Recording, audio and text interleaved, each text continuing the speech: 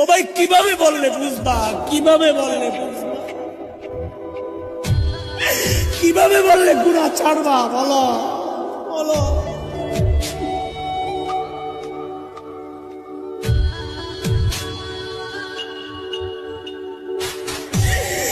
সন্তান চলতেছে জাহান্নামের দিকে, বিবি চলতেছে জাহান্নামের দিকে, আমি চলতেছি জাহান্নামের দিকে, অথচ মালিক ডাকতেছেন, আয় শোন না শোন না শোন, ওয়াল তানজুর নাফসুম মা কদ্দামাত লিগাদ।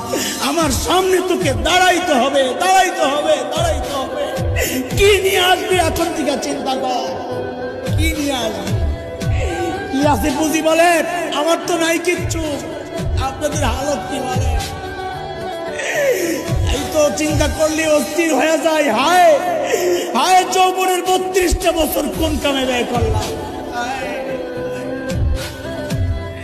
প্রতিদিন যদি একবার করে সুবহানাল্লাহ পড়তাম, আমল নামায় কতগুলা সুবহানাল্লাহ জমা হইতো। প্রত্যেক দিন যদি 2 রাকাত নফল নামাজ পড়তাম, আমল নামায় কতগুলা নফল নামাজ